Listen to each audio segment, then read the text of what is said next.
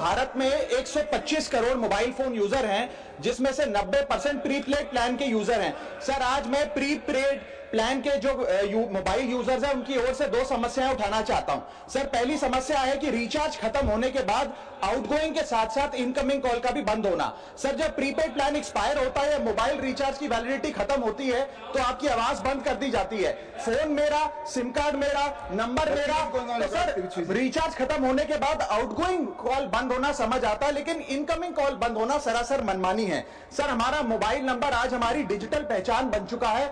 Essential communication जैसे कि UPI payment, banking OTP, train ticket OTP, PAN Aadhaar authentication, interview का call, hospital का call, मां बाप का गांव से कॉल, तमाम चीजें इनकमिंग कॉल और इनकमिंग एसएमएस से आती है, और वो इसलिए बंद कर दिया जाता है कि इंसान एक रिचार्ज कराना भूल गया।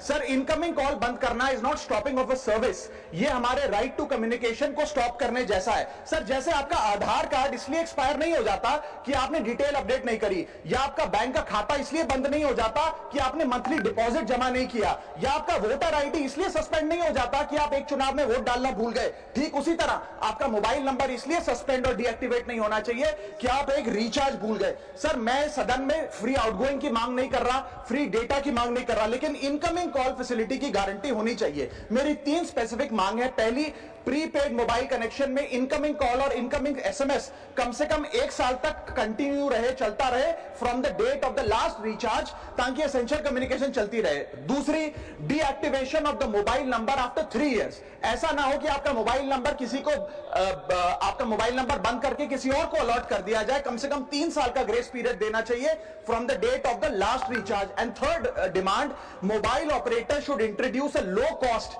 Incoming only plan. वो लोग जो सिर्फ इनकमिंग के लिए फोन रखते हैं उनके लिए, जैसे कि 10 रुपए में 180 दिन की इनकमिंग कॉल की फैसिलिटी, इस प्रकार की स्कीम्स मोबाइल ऑपरेटर को लानी चाहिए। दूसरी समस्या जो प्रीपेड कस्टमर्स फेस करते हैं वो है टेलीकॉम ऑपरेटर का 28 दिन का मंथली रिचार्ज।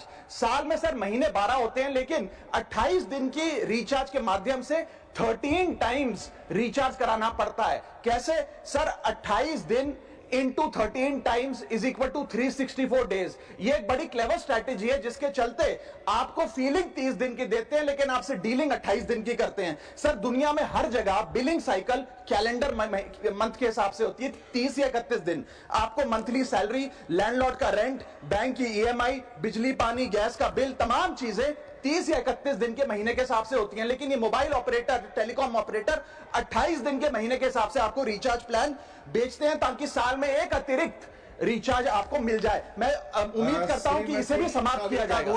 प्लीज।